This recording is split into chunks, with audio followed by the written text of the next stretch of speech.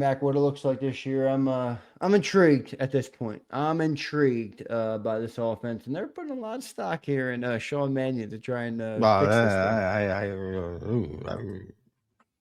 now, and You I'm seem to not be being. out on Mannion. You seem to be the No. I think he's a very smart guy. I think he's a nice man. I think it's nothing personal. It's just, and I say the same thing about the Commanders with David Blau. I go, now I don't cover the Commanders though. So, and obviously Washington, because of what's going on with Daniel Snyder, and it's become a downtrodden organization. It's not what it once was. I don't think there's the same passion there, although they're more excited now that Josh Harris owns the team and yada yada. I don't sense the same passion. In this town, after what the Eagles just went through, all I'm trying to say is this is a nutty choice. That's all. After what you just went through. And by the way, you verbalized it essentially. We need experience. We need, the goal was to get a former head coach with experience calling plays. That was the original goal. Well, who okayed it then? Do you think Nick Sirianni had to get it okayed by Howie? Yeah, sure. Anytime Jeffrey? you're talking about high level, when you're talking about head coach, quarterback. No, did he have to get approval to hire Sean Mannion, do you think? Yes. That's what I'm saying. When you're talking head coach, quarterback, coordinators, Jeffrey Lurie's always got to approve it. Okay. And that's pretty much every city. What major decisions, you can't just do it without alerting the owner.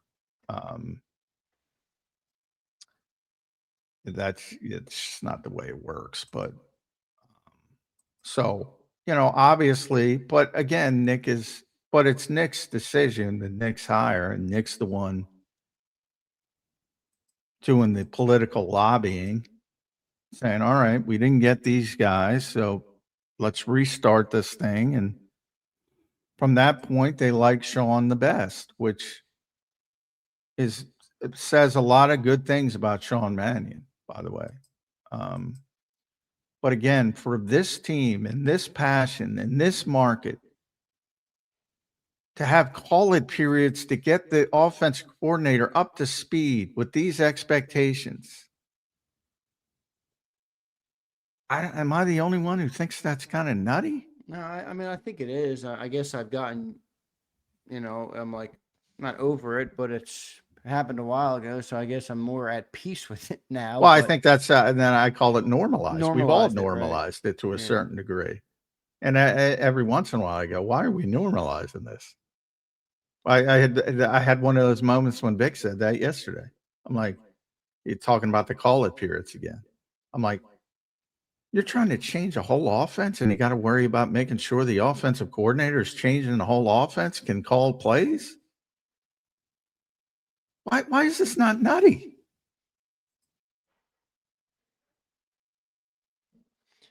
What about the rest of the staff? You think that's nutty too? Hiring 3 coaches that were the assistants are, I think people make too much out of that. Everything's clearly defined. It's like a flow chart of the business. It's not like there's a lot of people who, for whatever reason, you hear too many cooks in the kitchen. Josh Grizzard is not chiming in like last year with the which I always chuckle about, the Scott Leffler stuff. Because somebody saw a similar play at Bowling Green when he was the head coach. Oh, Scott Leffler's taking over it doesn't work that way, guys. It doesn't. So I mean, other than the thought, and you saw this with Sean Desai, and when they brought in Matt Patricia, the thought that you have a safety net, which was ultimately true with Sean. Is Josh Grizzard a safety net, or is he a contingency plan if things are successful, whatever you want to describe it as? If he's a safety net, that's not good. I mean, that means you don't believe in the guy you hired. And that will shine through, by the way, as it did with Sean Desai. Right. We all said, is this a safety net? No. And it was. Now, Matt Patricia had a ton of experience. Josh doesn't have that much experience, so it's not as obvious.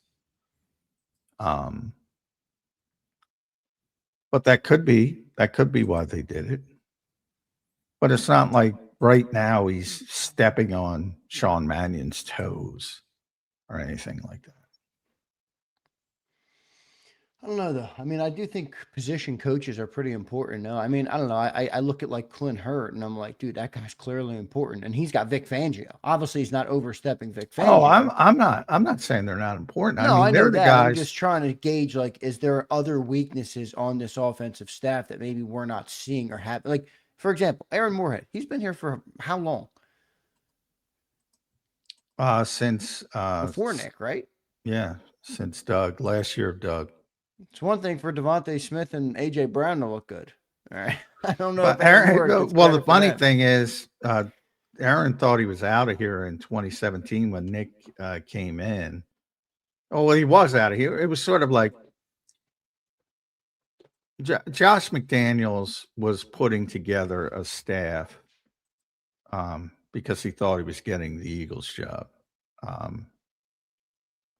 And Aaron kind of knew he was out. And he would have been out. And then all of a sudden, Nick, they went a different direction. And I think Jeffrey Lurie made the right decision. Well, hindsight obviously made the right decision. But in the moment, his thought was, Howie and Josh McDaniels can say all along that they're going to work together and they're going to get along. And they probably would for a short period. But at some point, that would probably have blown up. And I think that's where Jeffrey said, yeah, we're going to keep interviewing people. And then they got to Nick, similar to Sean Mannion, and they liked him. And they hired him. And then he started to bring in his assistants. He didn't really have a wide receivers coach in mind.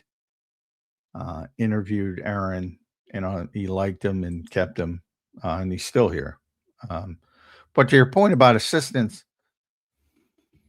I mean, they're very important when it comes to technique and fundamental. They're the guys who teach the base level things to the players. They're the guys who each position, they run their position room. I'm not saying they're not important. I'm saying when it comes to the overall offense. Yeah, the schematic and stuff like that, the play calling, all that, they're not